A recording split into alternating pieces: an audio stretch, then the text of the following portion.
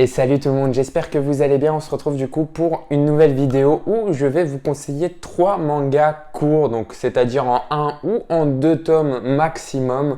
Voilà, pour commencer des nouvelles séries ou même souvent on n'a pas trop envie, on n'est pas trop dans le mood de lire une série longue. Et ben du coup là, on va regarder des séries courtes. Alors je sais, ça fait un moment où j'ai pas fait un épisode où je vous fais découvrir 3 mangas, donc bon voilà, sachez que si vous aimez ce petit format de vidéo où je vous fais découvrir des mangas, il y a d'autres vidéos qui existent sur des mangas what the fuck, etc. Je vous mets le lien sûrement dans la petite fiche juste en haut si j'y pense. Et sinon, il y a une playlist qui est créée sur la chaîne.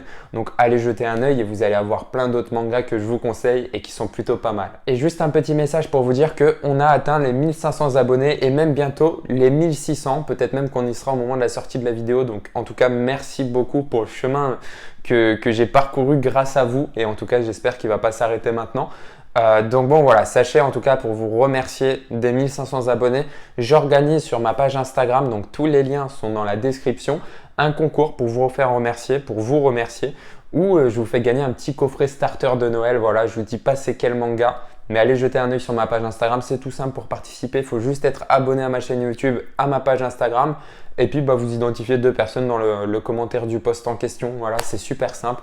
Donc allez jeter un œil et on attaque la vidéo tout de suite. Et donc le premier manga de cette vidéo, il s'agit de Quartier Lointain, un manga de Jiro Taniguchi, un mangaka encore une fois assez célèbre. Et cette œuvre, donc Quartier Lointain, est aussi très connue parce que elle a été adaptée en plein de formats. Voilà, sachez que c'est un manga très renommé au Japon, que c'est un auteur très renommé au Japon, que son œuvre a été adaptée en pièce de théâtre, qu'il y a eu un film français nommé au Festival de Cannes en 2010.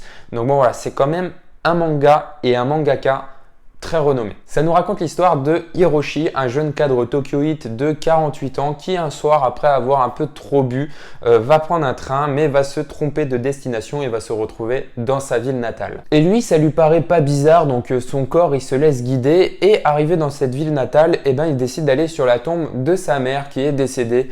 Et problème, une fois arrivé sur la tombe de sa mère, il y a un événement mystérieux qui va surgir, il va tomber dans les pommes et il va se réveiller 34 ans en arrière. Donc Hiroshi, qui est âgé de base de 48 ans, va se retrouver amené 34 ans en arrière. Il va donc se retrouver avec le corps d'un jeune adolescent de 14 ans.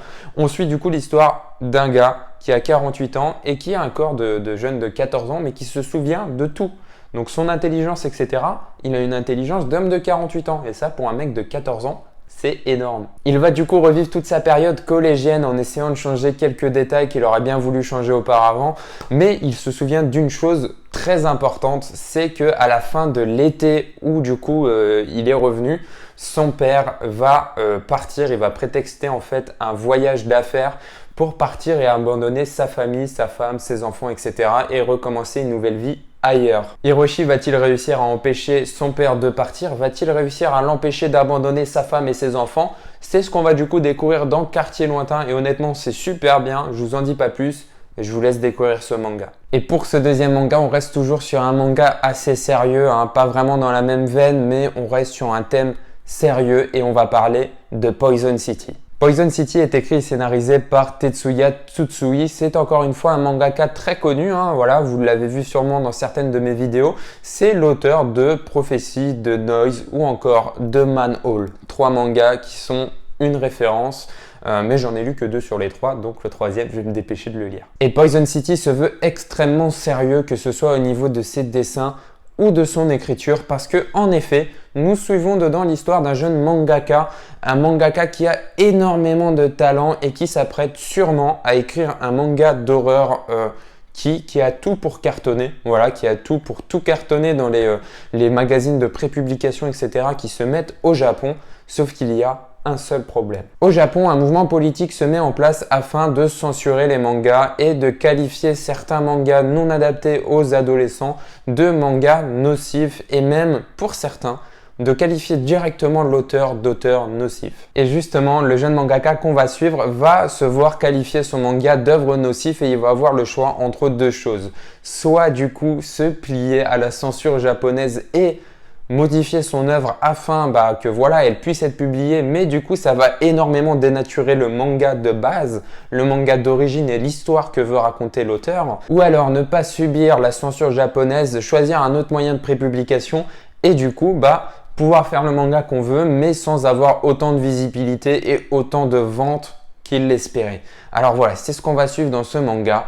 Et il y a un truc encore en plus que je vous ai pas dit dedans. C'est que de base, le manga ne devait pas vraiment parler de ça. Ça devait être juste un petit sujet abordé dedans. Sauf que l'auteur, Tetsuya Tsutsui, a appris pendant l'écriture de ce manga qu'un de ces mangas, ces manhole en question, a été qualifié d'œuvre nocive par la politique japonaise, voilà, et s'est vu censuré. Donc bon voilà, et ça a poussé l'auteur à modifier certaines choses et ça se ressent énormément dans le manga. Et quand je dis que ça se ressent, c'est pas voilà, c'est mauvais, etc.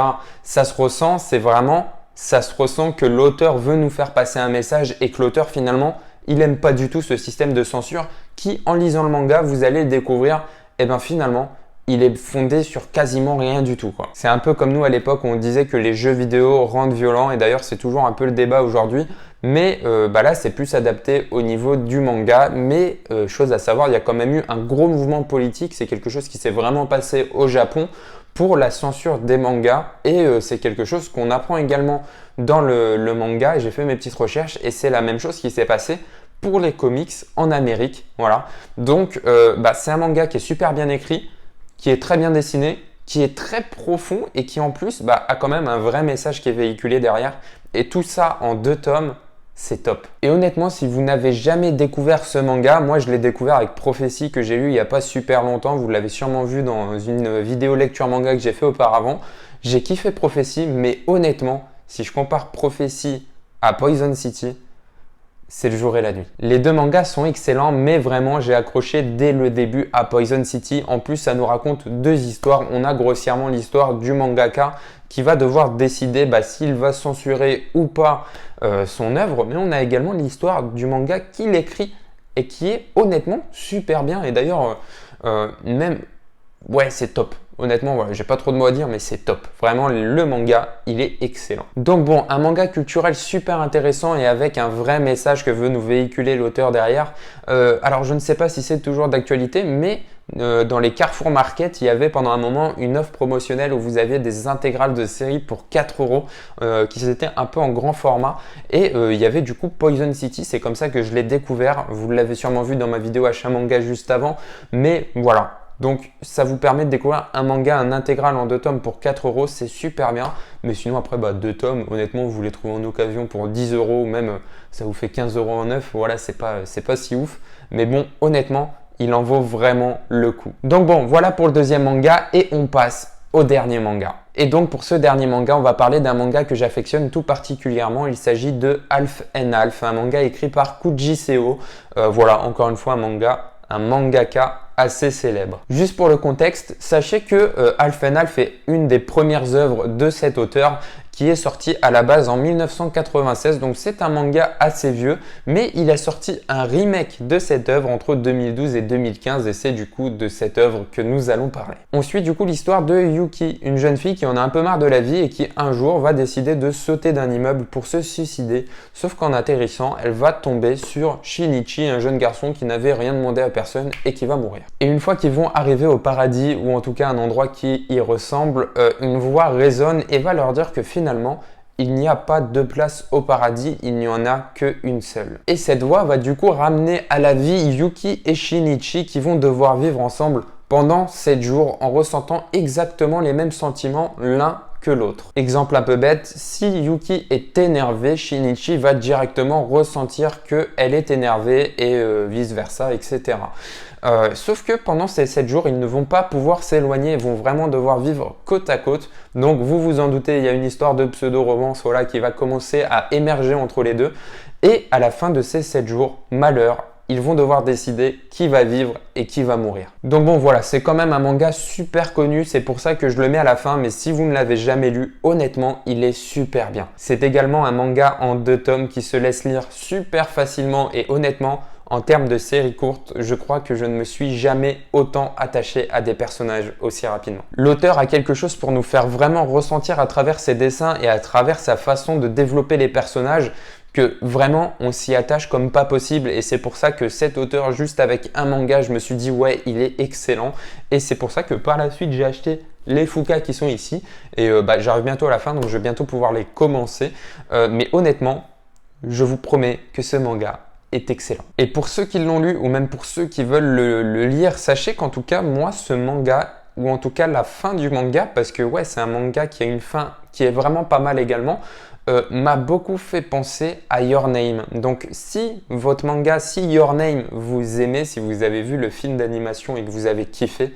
honnêtement, je pense que Elf and Alf, vous allez adorer. Donc bon, voilà, 3 mangas qui ne coûtent finalement pas super cher. Il y a juste Quartier Lointain qui coûte une trentaine d'euros, mais c'est parce que c'est un grand format avec du papier beaucoup plus rigide, etc. Mais qui honnêtement vaut vraiment le détour. Donc j'espère que la vidéo vous a plu. Si elle vous a plu, pensez à vous abonner à la chaîne, à commenter et à mettre un petit like sur la vidéo. Voilà, j'espère qu'elle vous a plu. On se retrouve très vite pour une prochaine vidéo. Et j'en profite également, pensez à m'envoyer, on arrive à la fin du mois, vos achats manga, donc soit par mail, soit sur Instagram. Tous les liens sont dans la description et la vidéo du coup arrivera très bientôt. On se dit que vous avez à peu près jusqu'au 5 décembre voilà, pour m'envoyer vos achats manga, c'est plutôt pas mal. Donc bon voilà, vidéo terminée et on se retrouve très vite.